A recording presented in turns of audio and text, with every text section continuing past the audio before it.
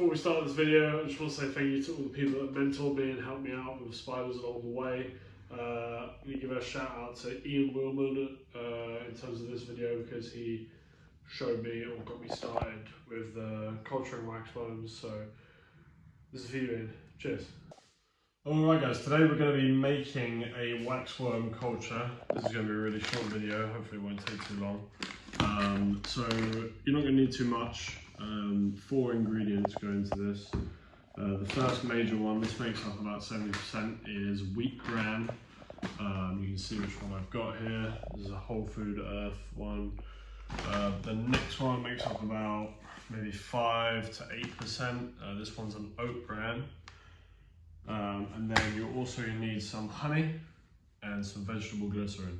That's going to be the main things. The honey helps give energy to the wax worms, and the vegetable glycerin just keeps it from moulding too much. So just going to grab some gloves and we'll get this started. Okay, so a few reasons why you want to make a waxworm culture is because waxworms can be fairly expensive, about £3 to £4 a pot, and when you do make a waxworm culture, you're going to get them at all different sizes, so you can feed them to any size tarantula basically, because adult waxworms I even feed to some of my larger tarantulas.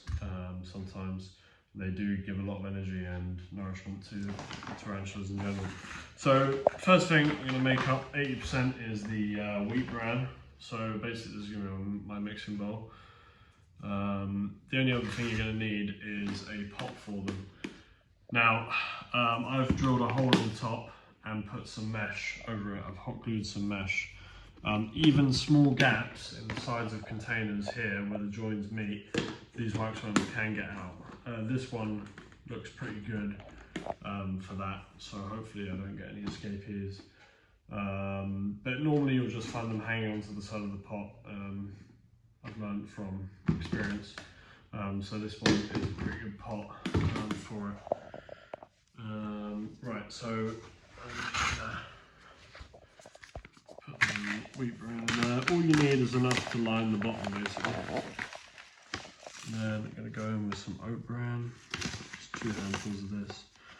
It doesn't have to be an exact size. This part, what you want to do is add the honey until it's got like a sticky texture, but not too sticky. So I'm just going to keep mixing.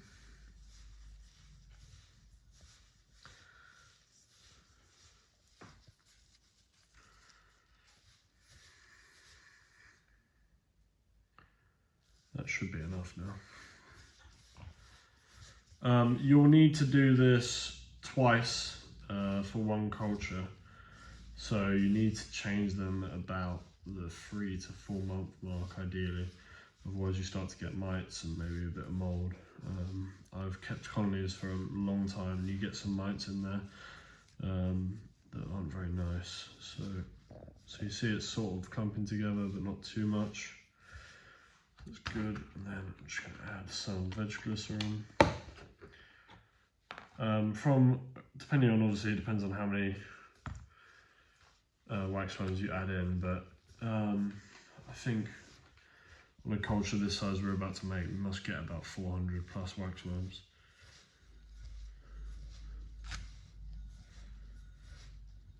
So, nice texture now. What we'll do is take it and start putting it in the bottom of this.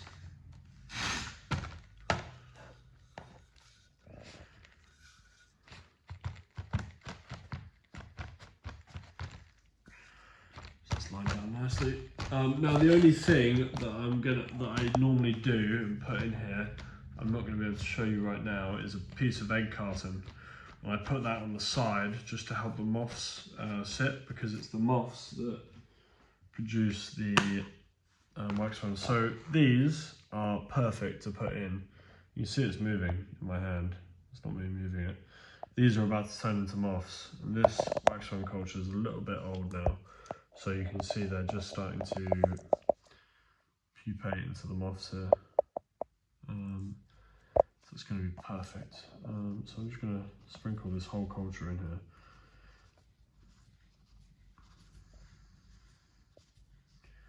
So that's one pot. So there should have been about 120 wax worms in here. Might have fed some off already. But yeah, so that's all it is really.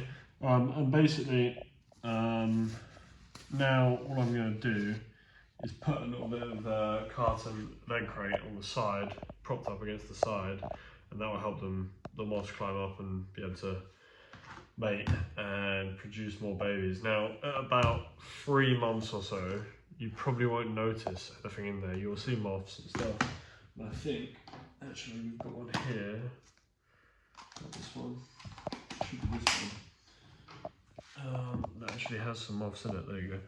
So I'm just going to knock. This one's a really old one. Really old culture. I'm just.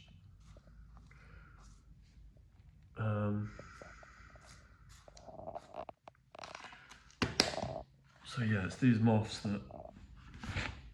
Me trying to catch a moth now, Jesus. This is ridiculous. Okay. Anyway, it's these moths that produce the babies, so they're what you want. And these, so this one's an older culture as well. I'm actually just going to tip this one in here as well, because there's a load of chrysalis in there. I don't know if that's the correct term.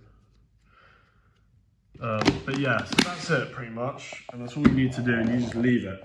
What I'll do now is I'll write a date on top, so I'll know in about 3 months' time I'll change it over, make it fresh, and then you will.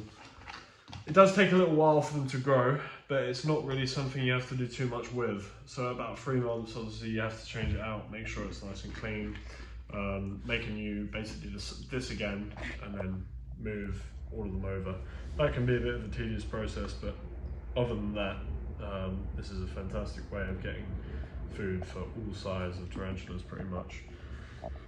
And yeah, and I've been using this for all of last year. I think I did one at the start of the year, and after that I just couldn't believe it, because you get tiny wax worms that you can feed to even the smallest of Cosmos slings. So it really does allow you to feed all sizes of tarantulas, and I'm going to make a few of these now. I'm going to probably get some more wax worms, and I'll make about 4 to 5 of these, maybe over the course of the next month or so. That way they'll have wax worms at all different sizes slowly growing on. Alright guys, so hopefully that was useful, and that's a little way you can start making all your own live food. Now we have the more space in this room, we're going to start culturing all of our live food at all different types, so red runners and doobies will probably be the next ones to start. Alright guys, thank you for watching, and I'll see you next time.